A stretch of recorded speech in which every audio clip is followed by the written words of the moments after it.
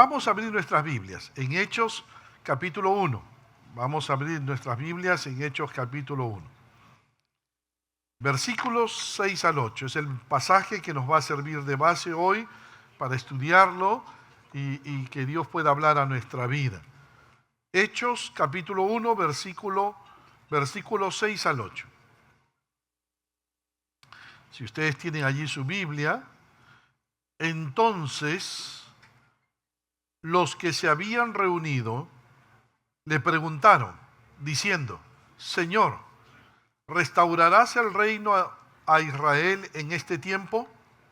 Y les dijo: no os toca a vosotros saber los tiempos o las sazones que el Padre puso en su sola potestad, pero recibiréis poder cuando haya venido sobre vosotros el Espíritu Santo, y me seréis testigos en Jerusalén, en toda Judea, en Samaria y hasta lo último de la tierra. Amén. Oremos al Señor, oremos a Dios, oremos a Dios. Bendito Señor, gracias te damos por esta mañana. Gracias por permitirnos honrarte y alabarte a ti. Eres el Dios único digno de adoración. Eres el Rey de Reyes, Señor de Señores. Te alabamos en la hermosura de tu santidad, Padre. Agradecidos porque gracias a tu Hijo Jesucristo hoy tenemos entrada libre ante tu presencia. Hoy podemos estar, Señor, delante de ti por los méritos de Cristo, nuestro Salvador, nuestro Redentor. Padre, instrúyenos ahora y desafíanos y comprométenos a la tarea misionera. Esta es una iglesia misionera, pero que se mantenga la llama encendida de las misiones. Guíanos el día de hoy, que tu Espíritu Santo tome control de nuestra vida y Él pueda guiarnos en la predicación y abre nuestros corazones para luego responder a tu mensaje en obediencia. Gracias, Padre, por este tiempo en Cristo Jesús. Amén. El plan de Jesús para cada cristiano. Ese es el mensaje para nuestras vidas el día de hoy, mis amados hermanos. Permítame comenzar con una historia, quizás usted la ha escuchado. Se cuenta de 3 albañiles que estaban preparando mezcla en una obra de construcción. Alguien se les acercó y le preguntó a uno de ellos: ¿qué estás haciendo?, le dijo. El primero de ellos le respondió: ¿no ves que estoy haciendo mezcla con cemento y arena?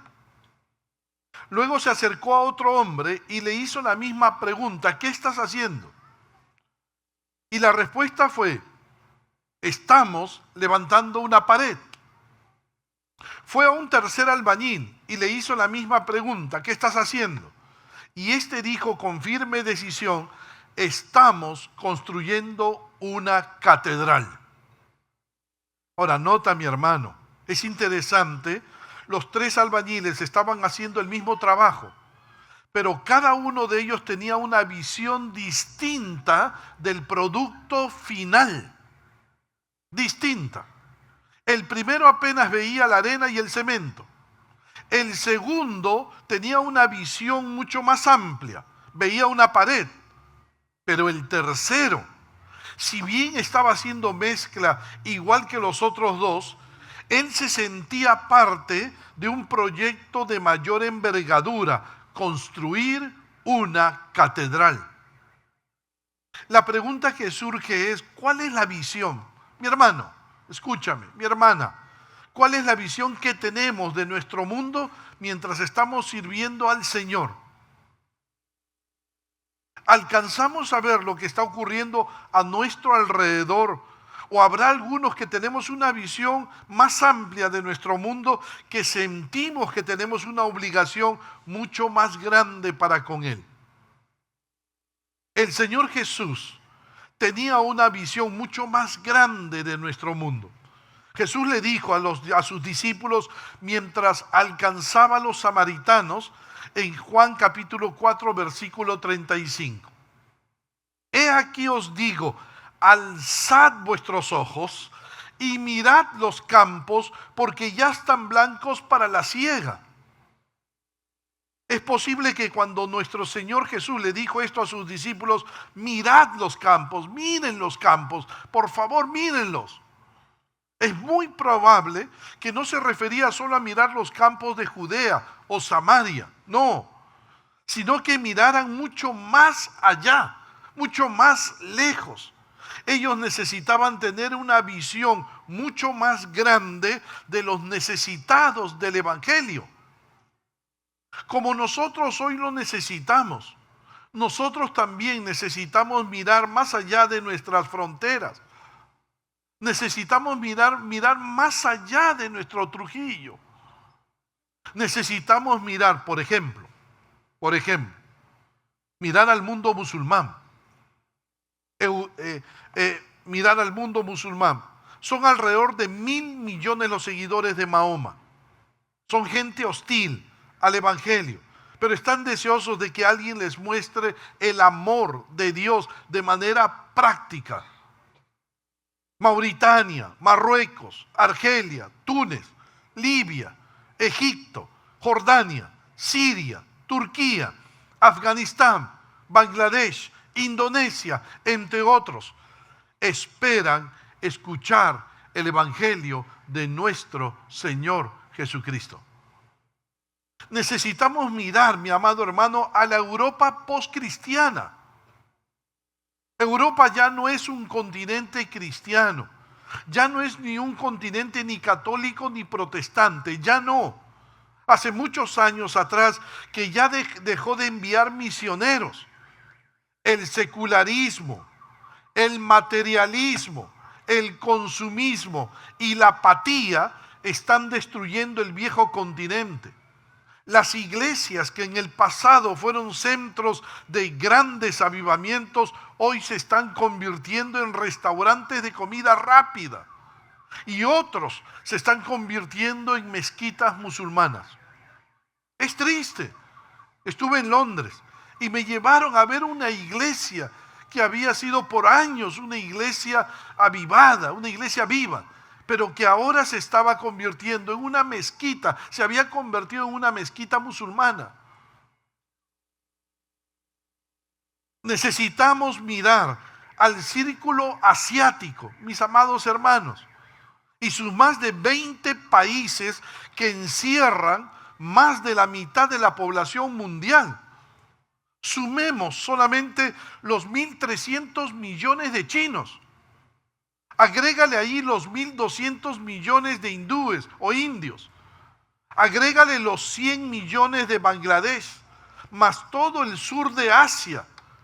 Llegamos a la suma aproximada de 3.000 millones de almas.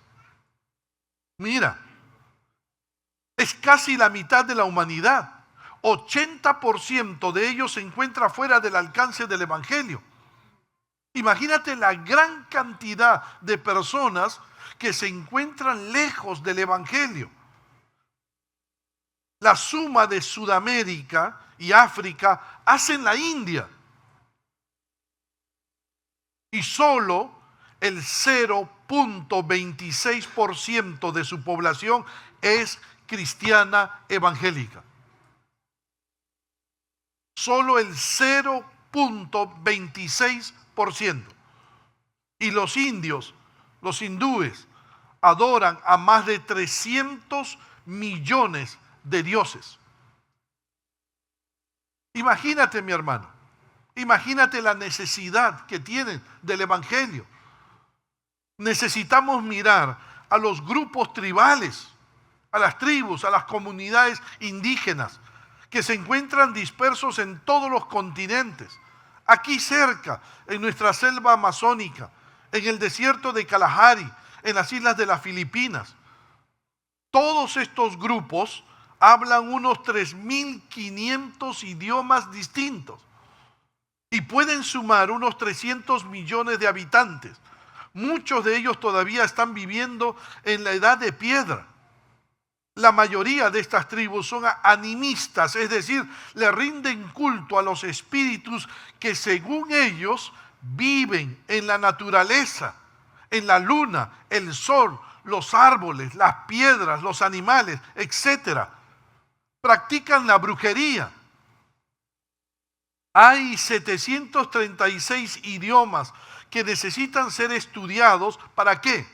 Para traducirles la Biblia, para traducirles la palabra de Dios.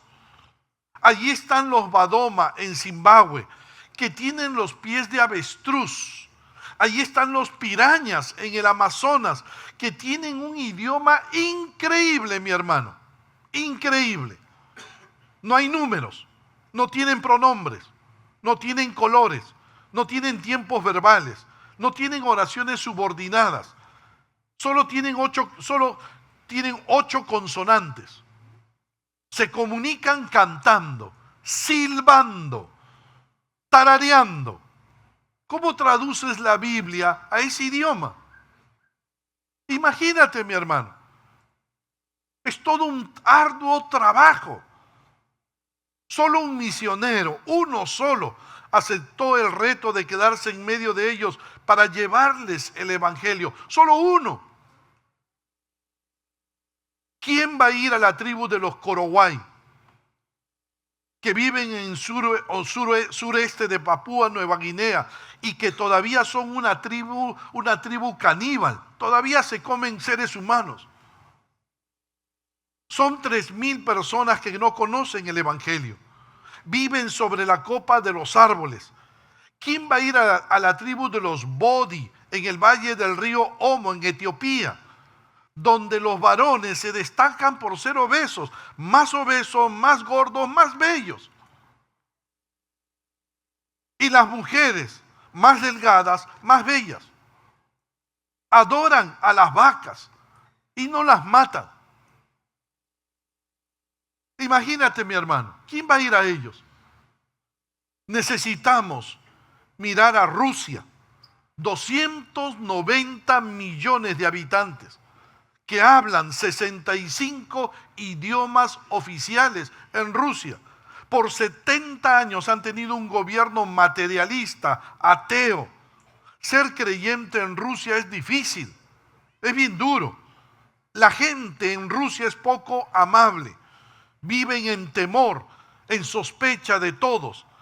Necesitamos también mirar, mis amados hermanos, a los pueblos de Asia Central, aquellos pueblos que estuvieron en algún momento bajo la Unión Soviética y que hoy son naciones independientes, pero que necesitan escuchar el Evangelio. Kazajistán, Uzbekistán, Turkmenistán, Tayikistán, Kirguistán, países olvidados, países pobres, en medio de grandes conflictos. Tenemos que mirar más allá de nuestras fronteras. Lamentablemente nuestro problema es un problema de visión. Nuestra visión es más localista. Primero nosotros, segundo nosotros y tercero nosotros. Ahora, no se sienta mal, mi hermano, no te sientas mal si piensas de esta manera. Los discípulos del Señor Jesús también pensaron de esta manera. Por espacio de 40 días, dice el versículo 3 de Hechos 1, el Señor Jesús había estado hablando acerca del reino de Dios. Lo dicho por el Señor los llevó a pensar en el futuro de su nación. Así que le hicieron una pregunta egoísta al Señor Jesús antes de que partiera su Padre. Versículo 6. Señor, ¿restaurarás el reino de Israel en este tiempo? ¿Notas, mi hermano, la pregunta egoísta que ellos hicieron? ¿Restaurarás el reino de Israel en este tiempo? Ellos seguían pensando en ellos mismos, en las promesas que Dios les había dado de que algún día serían una nación independiente donde Cristo reinaría a todas las naciones. Su visión era etnocentrista. Es como si le hubieran preguntado al Señor Jesús: Señor, ¿nuestra independencia está cerca? ¿Volveremos a gobernarnos nosotros mismos? ¿Volveremos nosotros a ocupar puestos de autoridad? ¿Establecerás ya tu reino milenial? Entonces el Señor Jesús tuvo que corregirles. Y les responde, versículo 7, no os toca a vosotros saber los tiempos o las sazones que el Padre puso en su sola potestad. ¿Qué le estaba diciendo el Señor Jesús a sus discípulos? Los planes que Dios tiene para Israel en el futuro están en las manos de Dios y punto. A ustedes no les concierne saber nada de esos planes. Ustedes que son mis discípulos, tienen otro plan que no tiene nada que ver con su nación, sino que tiene que ver con todas las naciones. La visión que tengo para ustedes es mucho más grande. La visión que tengo para ustedes es mucho más grande. Y en ese momento, el Señor Jesús les dice a sus discípulos, versículo 8, pero recibiréis poder cuando haya venido sobre vosotros el Espíritu Santo, y me seréis testigos en Jerusalén, en toda Judea, en Samaria y hasta lo último de la tierra. En ese momento, en otras palabras, mi plan para con ustedes es otro e implica cuatro cosas importantes. Y este plan no solo era para los discípulos del Señor Jesús, este plan también es para ti, mi hermano, y para mí también. Es para la iglesia del Señor. ¿Qué implica este plan? En primer lugar, que cada cristiano sea un testigo de Jesús, lo primero. Que cada cristiano sea un testigo de Jesucristo. El versículo 8 en la segunda parte dice el Señor Jesús, y me seréis testigos.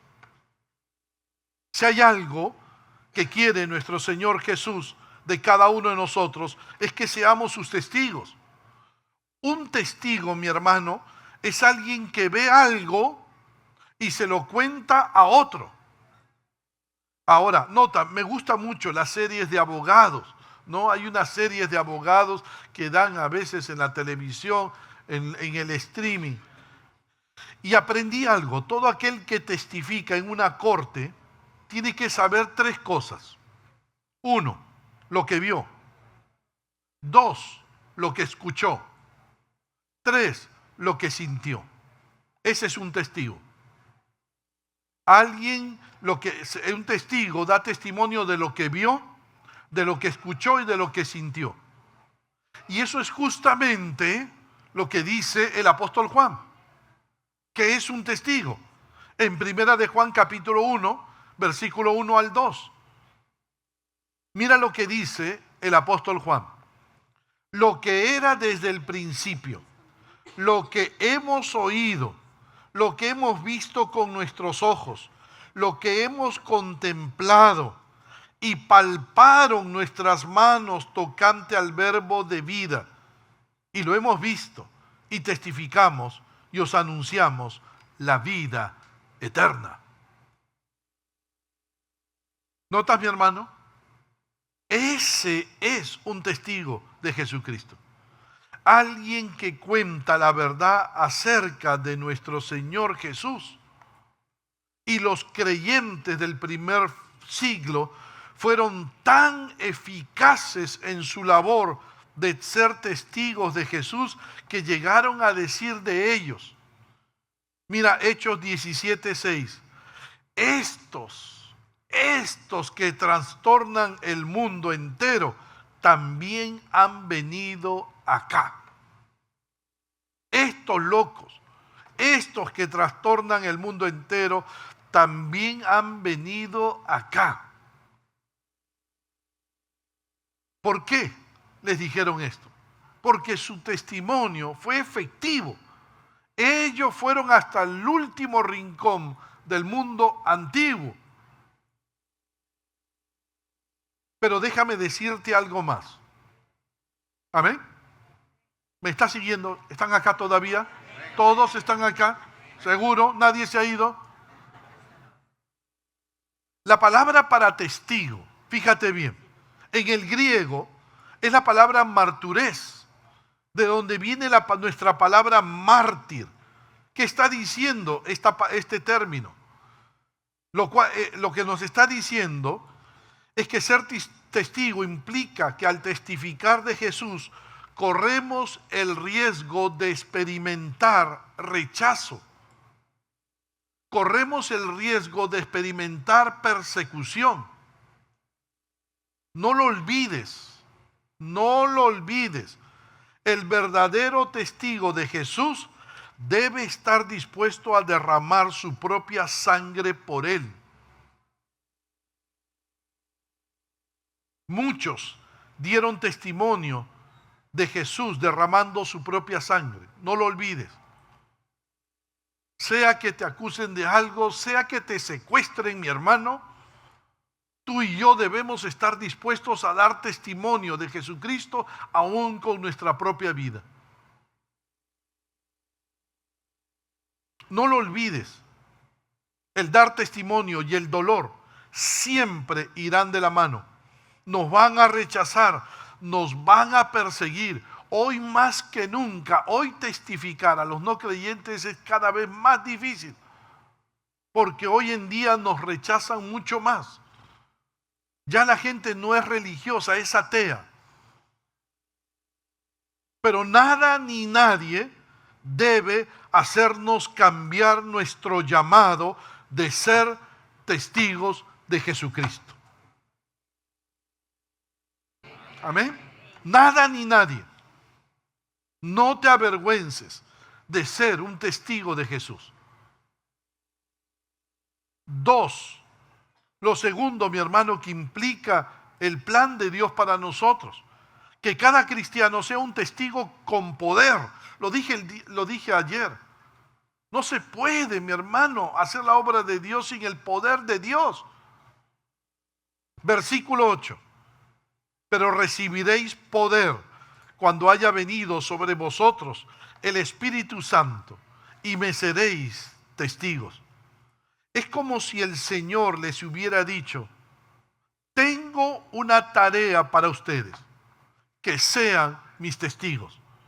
Pero, no podrán ser mis testigos si es que primero no reciben el recurso más importante para hacerlo. Ese recurso es el poder del Espíritu Santo de Dios. Es que ser testigo eficaz de nuestro Señor Jesucristo, aún con la posibilidad de derramar nuestra sangre por Él, demanda realmente una capacidad especial. Ni tú ni yo estamos listos a entregar nuestra vida por Jesucristo. No, eso no lo vas a poder hacer en tus fuerzas. En tus fuerzas salimos corriendo, pero en las fuerzas de Cristo vamos a permanecer en pie, firmes, y vamos a estar dispuestos a dar testimonio de Jesús. Solo ese poder, esa capacidad nos la da el Espíritu Santo. Es interesante, los discípulos pensaban en términos de poder político, porque ellos querían ver a Palestina libre del Imperio Romano. Pero el Señor tenía en mente poder espiritual, poder o capacidad sobrenatural para desarrollar una tarea que era también sobrenatural. Ellos, como nosotros, habríamos de necesitar el poder de Dios dado por el medio del Espíritu Santo para ser testigos eficaces de nuestro Señor Jesús. Si quieres ganar una vida para Cristo, tienes que compartir el Evangelio en el poder del Espíritu Santo. Sin el poder del Espíritu Santo no se puede hacer la obra de Dios. Solo el Espíritu nos da la capacidad para llevarla a cabo. Ellos debían esperar ese poder que llegaría en Pentecostés. Y lo primero que haría el Espíritu Santo era transformar sus vidas. Así es, eso es lo primero que hace el Espíritu Santo cuando viene a nuestra vida, transformarnos. no solo nos capacita para hablar de Cristo, sino también nos capacita para vivir la vida de Cristo. Nadie puede vivir la vida cristiana sin la capacidad del Espíritu Santo de Dios. Intentar ser cristiano en nuestras fuerzas es ir al fracaso. Nadie puede imitar la vida cristiana. Nadie. La vida cristiana solo se puede vivir cuando el Espíritu Santo nos capacita para vivirla. Y te imaginas, mi hermano, predicar el Evangelio y predicarlo no solo de palabras, sino también con tu propia vida. Imagínate el efecto que tendría sobre la vida de las demás personas, sobre las demás personas. El apóstol Pedro lo dijo bien claro en Primera de Pedro 3:15 al 16. En cambio, adoren a Cristo como el Señor de su vida. Si alguien les pregunta acerca de la esperanza cristiana que tienen, estén siempre preparados para dar una explicación. Pero, mira lo que dice ahí, háganlo con humildad y respeto. Mantengan siempre limpia la conciencia. Mantengan siempre limpias sus vidas. Entonces, si la gente habla en contra de ustedes, será avergonzada al ver la vida recta que llevan porque pertenecen a Cristo. ¿Notas, mi amado hermano, lo que está diciendo el apóstol Pedro? El apóstol Pedro nos está diciendo que vamos a ser más eficaces al compartir de Cristo si lo hacemos también con nuestra propia vida, con limpia conciencia. La gente va a creer más en Jesús al vernos, al escuchar no solo nuestras palabras, sino que al ver que lo que predicamos lo vivimos. Lo vivimos. Esa vida solo se puede llevar a cabo en el poder del Espíritu Santo de Dios. Amén. Mi hermano, ¿cuántos quieren ser creyentes como Jesús? Reflejar a Jesucristo en su vida. ¿Cuántos? Levanten la mano. Solo se puede reflejar a Cristo en el poder del Espíritu Santo. Solo Cristo vivió una vida, la vida cristiana, y solo en Él podemos vivirla nosotros. 3, mira lo tercero, mi hermano. Es la tercera cosa que implica ser un testigo. Que cada cristiano sea un testigo de gran alcance.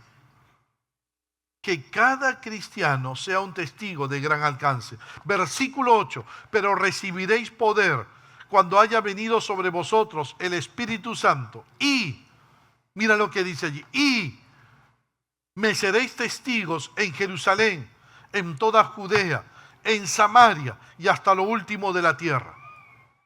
¿Hasta dónde debe alcanzar nuestro testimonio? Primero, nuestra Jerusalén. Es decir, la ciudad donde estaban los discípulos cuando recibieron la orden. Allí quedaba el templo. Por eso era el centro de la vida religiosa del judaísmo. Representa la ciudad donde nosotros vivimos. Podría ser aquí Larco, la zona de aquí del Arco. En segundo está nuestra Judea. Era la provincia que tenía como capital a la ciudad de Jerusalén. Representa toda la provincia de Trujillo. ¿Trujillo es una provincia? Sí, ayúdenme. La provincia de Trujillo. Ese sería nuestra Judea y todos sus alrededores. En tercer lugar estaría nuestra Samaria. La Samaria era la región más distante. Era la región más lejana, con connotaciones transculturales. Era como traspasar de una cultura a otra cultura. Era un pueblo, podríamos decir hoy, como cruzar otra cultura, un pueblo diferente a nosotros, con costumbres diferentes, lenguaje diferente, comida diferente, idiosincrasia diferente, clima climas diferentes. ¿Notas, mi amado hermano? Y cuarto, hasta lo último de la tierra. Es decir, ser testigos en todas las naciones. La visión de Dios es establecer su reino en todas las tribus, pueblos, lenguas y naciones. Los creyentes no podían pensar solo en función de su localidad, porque el Señor Jesús quiere que pensemos en función de todas las naciones, hasta lo último de la tierra. Pero alguno de nosotros puede estar preguntándose, pastor, lo que el Señor Jesús quería decir es que seamos testigos, primero en nuestra Jerusalén. Una vez que alcanzamos nuestra Jerusalén, recién debemos ir a nuestra Judea. Y una vez que alcanzamos nuestra Judea, recién debemos salir a alcanzar Samaria. ¿Eso está diciendo este texto? No. No. Cuando el Señor Jesús dice, versículo 8, y me seréis testigos en Jerusalén, en toda Judea, en Samaria y hasta lo último de la tierra. En el griego, mi hermano, hay un artículo que no se ve en el castellano. El artículo te, que significa a la misma vez, significa ambas. Y está entre los nombres de los lugares, este artículo. El texto debió traducirse de esta manera. Y me seréis testigos en Jerusalén, y a la misma vez en toda Judea, y a la misma vez en Samaria, y a la misma vez hasta lo último de la tierra. Mis hermanos, debemos ser testigos de Jesucristo en los 4 lugares a la misma vez. Y yo quiero felicitar a esta amada iglesia, porque esta iglesia está cumpliendo esta misión que ha sido establecida aquí por el Señor Jesús. Ustedes están alcanzando su Jerusalén y a la misma vez están alcanzando su Judea y a la misma vez Samaria y a la misma vez hasta lo último de la tierra con todos sus misioneros. Ustedes abren iglesias, ustedes están abriendo iglesias. La última, la iglesia de la gracia. Y han enviado misioneros en otras culturas, en nuestro Perú y fuera del Perú. Están alcanzando a la misma vez a todo el mundo. Así que, mi amado hermano, les felicito.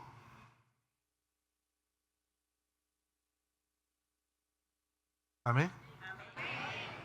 Se pueden dar un aplauso ustedes mismos. Se pueden dar un aplauso ustedes mismos. Yo doy gracias a Dios, de verdad ustedes tienen un lindo pastor.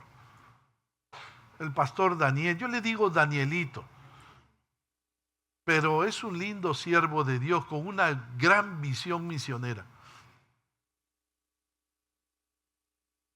No dejen de alcanzar el mundo entero a la misma vez que alcanzan su localidad. No lo dejen. No se olviden, no se trata de terminar primero en mi ciudad, sino que debemos ser testigos al mismo tiempo en todas las naciones. La otra pregunta que quizás surge en nuestro corazón es cómo podemos llegar a ser grandes testigos de Jesucristo, haciendo 3 cosas, yendo. En primer lugar, yendo. Cada creyente debe ser un testigo de Jesucristo en todas las naciones, en todo lugar. Algunos se quedarán en su ciudad y hablarán de Cristo en el trabajo, en los estudios, en el barrio, en la calle, en el bus, donde quiera que estén. Pero habrá otros que recibirán un llamado especial de Dios para ser testigos en otra cultura diferente a la nuestra. Van a ir a Judea, van a ir a Samaria y van a ir hasta lo último de la tierra. Amén. Ayer yo les hablaba de nuestro misionero en Barcelona. Él es un lindo siervo de Dios, era pastor de jóvenes de nuestra iglesia. Tenía 600 jóvenes a cargo, pero aceptó el llamado misionero. Y recuerdo el día que nos despedíamos y él se iba. De verdad que yo le dije, pastor, estás dejando familia, estás dejando amigos, estás dejando tu iglesia. Y él me decía, pastor, es verdad, estoy dejándolo todo. No sé si voy a regresar, pastor. Y yo le dije, mejor si no regresas. Qué cruel, ¿no? Qué cruel. Pero cuando le dije eso, yo le agregué, eso va a significar que tú te has encarnado en la nación en la cual vas a llegar. Te encarnas allí, vives allí, en medio de ellos, y los comienzas a alcanzar para Cristo.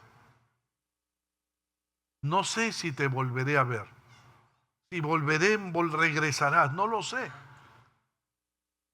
Pero si te quedas, mejor, porque allí vas a poder alcanzar a muchas vidas para Cristo.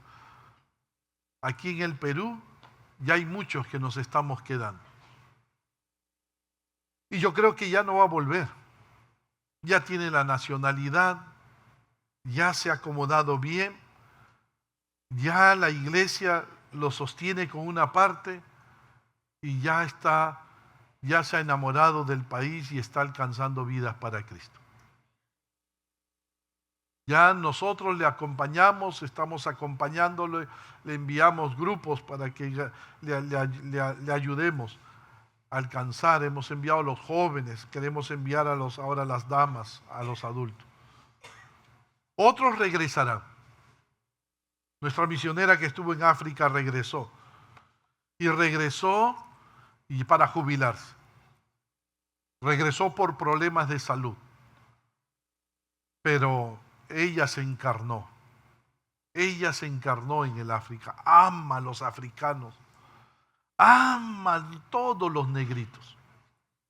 Yo le digo así. Tú es que tú eres una negrita como todos los negritos. Ella siempre me decía, pastor, yo en el África soy gringa. Porque en el África son negritos. Ama a los africanos. 2, orando.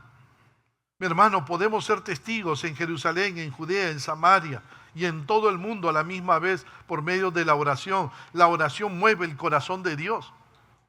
Jesús dijo, rogad pues al Señor de la mies que envíe obreros a su mies. Tenemos que orar para que Dios levante misioneros. Pablo pedía a los creyentes de Colosas en Colosenses 4, 3 al 4, orando también al mismo tiempo por nosotros, para que el Señor abra puerta para la palabra, a fin de dar a conocer el misterio de Cristo, para que lo manifieste como debo hablar.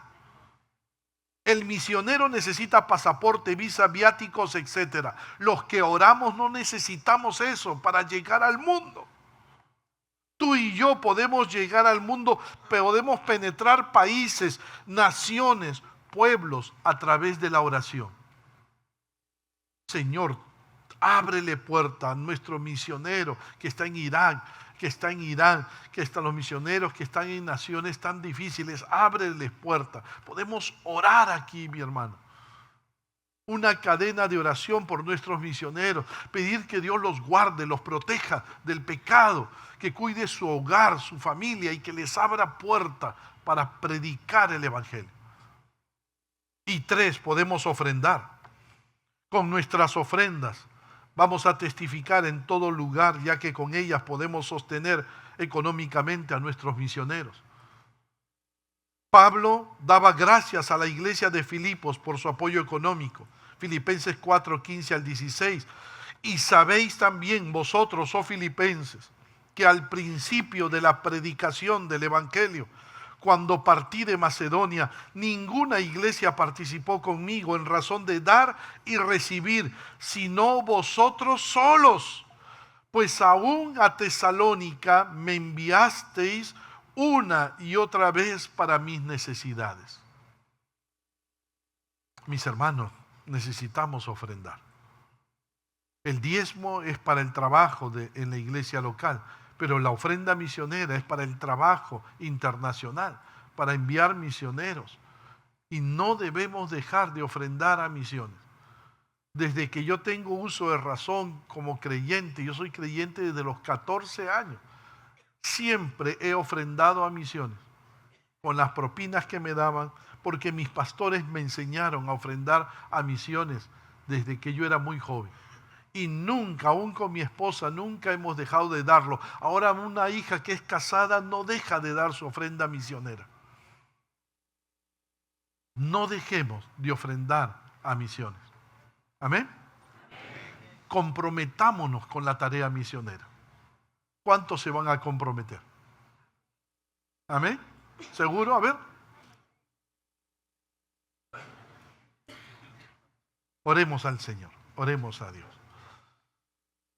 Bendito Señor, gracias te damos por este tiempo, por permitirnos compartir tu mensaje, tu palabra, Dios.